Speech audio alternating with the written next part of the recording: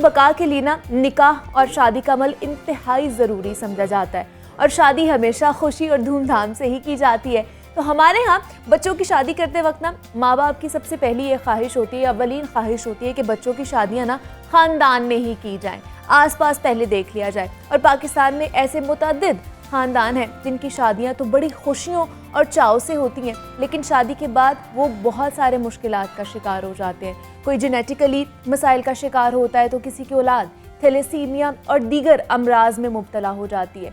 Thalassaemia खून की एक ऐसी मौरूसी बीमारी है जिसका ताल्लुक मुंतकिल होने वाली जीनियाती मवाद पर मुनहसर होता है और पाकिस्तान में हर साल थैलेसीमिया के 5000 नए मरीजों की तशखीस होती है।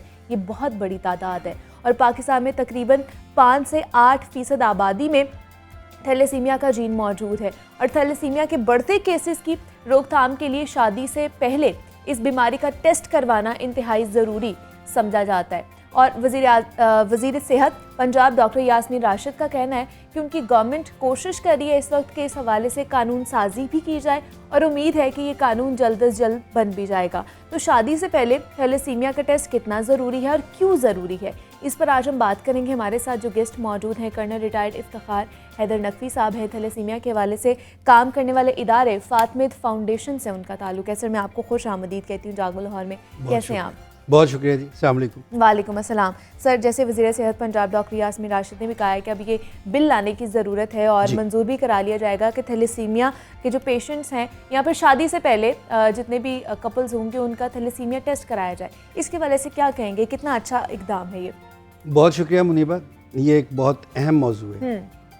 बहुत सारी मिथ्स हैं जो इस वक्त लोगों में है कि जी कज़न मैरिज क्यों ऐसे ही होता है, ऐसा कुछ नहीं। हाँ जी। एक्चुअल में और कज़न मैरिज को डिस्करेज भी नहीं किया जाता। ठीक है।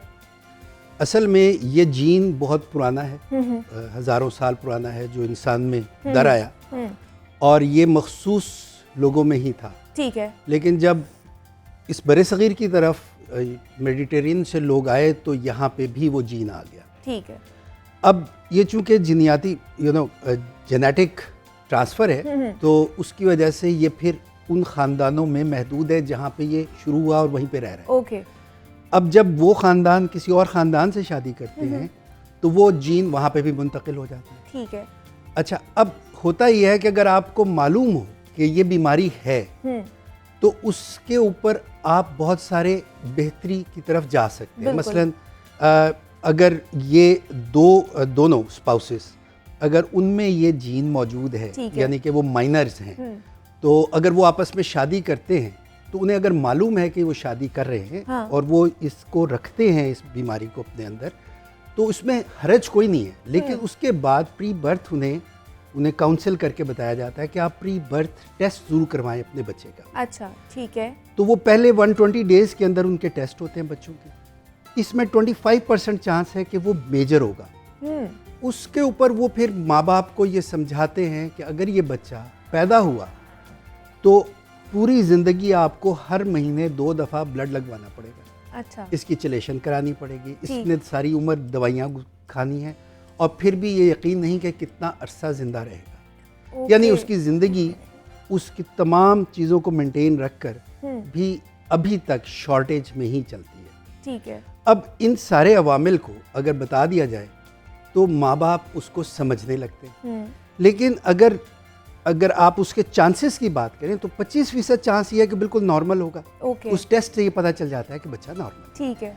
और 50% चांस है कि वो अपने माँ बाप की तरह कैरियर हो सकता है। ठीक है। यानी दोनों माँ बाप की तरफ से तो वो कैरियर के तौर पे भी काबिल कबूल रहता है। लेकिन जो 25% चांस है कि ये मेजर थैलेसेमिक होगा तो उस सूरत में फिर वो माँ बाप के ऊपर छोड़ते हैं कि वो क्या डिसीजन लेते हैं। तो ये कानून उन चीज़ों को मुकम्मल करने के लिए, इन चीज़ों को एक लीगैलिटी या एक लीगल फॉरम देने के लिए बहुत ज़रूरी था। अच्छा। आप देखिए सिंध के अंदर पहले से कानून मौजूद है, बलूचिस्तान में मौजूद है, इवन सेंटर में आपके पास मौजूद है, लेकिन पंजाब और KPK में अभी भी मौजूद नहीं। तो ये बहुत ज़रूरी है कि अब वक्त आ गया है कि हमें इस कानून के ऊपर चले जाना चाहिए। और हालांकि आप पंजाब में इस वक्त रिसर्च सेंटर और जितना काम डॉक्टर यास्मीन राशिद ने किया है या डॉक्टर हुसैन जाफरी वगैरह कर रहे हैं, ये बहुत बड़ा काम है और बड़े अरसे से हो रहा है। मेरे ख्याल में 94 से दे हैव स्टार्टेड इट, बहुत फॉर्मली इसके ऊपर काम किया। तो मुझे बताइए सर, पाकिस्तान में डेटा के मुताबिक कितनी तादाद है थैलेसेमिक बच्चों की या फिर लोगों की? जो बैनुल अक़वामी जरीदे हैं उसके अंदर तो 1 लाख से ज़्यादा की तादाद है जो मेजर थैलेसीमिया है, और जो हमारे पंजाब के सरकारी आदाद व शुमार अब तक हैं वो अभी तक 60 से 70 हज़ार की बात कर रहे हैं, लेकिन इससे कहीं ज़्यादा तादाद है। और अगर आप 7 से 8% लें जो माइनर की हम बात करते हैं, तो उसके ऊपर आप यूँ समझ लें 1.5 से 1.25 करोड़ के करीब हमारी आबादी के तनासुब में पूरे पाकिस्तान में ये जीन मौजूद है। तो हमें बहुत एहतियात करना चाहिए, हमें मालूम होना चाहिए कि ऐसी जीन्स हमें तो नहीं है। और अब चूँकि लोग बहुत ज़्यादा अवेयरनेस की तरफ जा रहे हैं, तालीम शऊर बढ़ गया है, तो उसके साथ हम ये देख रहे हैं कि नौजवानों में शऊर के बढ़ने के साथ जो तादाद है प्री मैरिडल टेस्टिंग की वो भी बढ़ रही है। बिल्कुल। और ये बहुत आसान है, 2 सीसी थोड़ा सा ब्लड होता है, वो लेकर एक टेस्ट किया जाता है CBC, और उसके बाद आपको बता देते हैं कि जी आपको ये बीमारी है या नहीं। लेकिन ये उनके लिए ज़्यादा अलार्मिंग है जिनकी ऑलरेडी फैमिली हिस्ट्री है। बिल्कुल ऐसा ही है, जिस फैमिली में कोई एक थैलेसेमिक मेजर है, क्योंकि मेजर आने के ऊपर ही अभी तक फैमिलीज का पता चलता है, तो उस फैमिली की स्क्रीनिंग पूरी की जा रही है और उसके लिए फील्ड वर्कर्स बहुत ज़्यादा काम कर रहे हैं। ठीक है। और जैसे हम फातमीद में लोगों को बताते हैं कि जो फैमिलीज़ हैं वो आप एक जगह इकट्ठे हो जाएं, फिर पंजाब गवर्नमेंट उनका फ्री टेस्ट करता है, टोटल फ्री, और उससे उनके बाद और ये कॉन्फिडेंशियल होता है। मतलब है एक का दूसरे के साथ विद इन द फैमिली भी एक से दूसरे के साथ नहीं बताया जाता, तो एटलीस्ट द पर्सन नोज कि उसके साथ ये बीमारी मौजूद है या नहीं। तो मुझे बताइए, ये बीमारी जो है थैलेसीमिया खासतौर पर, ये काबिल इलाज मर्ज है? यहाँ पर किस स्टेज पर जाके हमें पता चल सकता है कि इसका इलाज मुमकिन है? देखिए, ये काबिल इलाज तो है, लेकिन अभी तक उसके चांसेस बहुत कम हैं कि उस इलाज के ज़रिए 100% यकीन हो जाए कि वो ठीक हो जाएगा। ठीक है। और ये महंगा बहुत है। महंगा बहुत है से मुराद है कि कुछ अर्सा पहले तक इसकी कीमत तकरीबन 5 मिलियन समझी जाती थी, 7 मिलियन, अब इवन 12 मिलियन तक भी गई है, क्योंकि बाहर और किया जाता है, बोन मैरो ट्रांसप्लांट से होता है। पहले तो आपको डोनर ढूंढना बहुत मुश्किल काम है, क्योंकि वो फैमिली से होना चाहिए, वो मैच होना चाहिए, उसमें काफ़ी सारी टेक्निकल रीजंस हैं, और जब ये कर भी लें तो उसके बाद यकीन नहीं होता कि वो बचेगा कि नहीं बचेगा। लेकिन हमारे यहाँ पाकिस्तान में 90% जो बच्चे हैं वो ऐसी फैमिली से हैं जो इतना खर्चा अफोर्ड नहीं कर सकते, जिसकी वजह से मैनेज करना ज़्यादा आसान है बनिस्बत इसके कि उसको इलाज की तरफ ले जाए।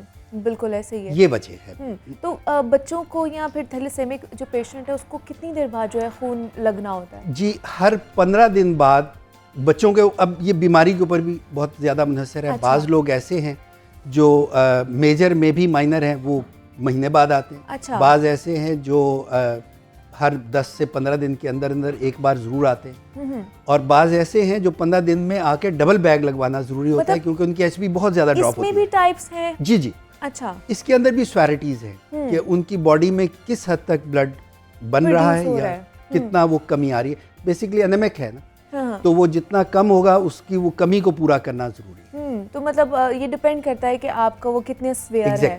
एग्जैक्टली। और फिर जब आप ब्लड लगवाते हैं तो उसके साथ आयरन भी ऐड होता है, तो फेरेटिन लेवल्स चेक होते हैं।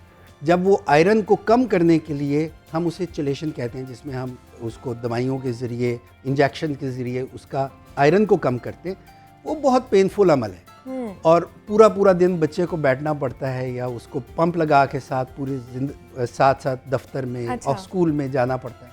वो खासा पेनफुल है। इट्स लाइक आप एक पूरी थेरेपी दे रहे होते हैं ताकि वो आयरन भी उसका कम। तो ये दोनों चीज़ें साथ साथ चलती हैं।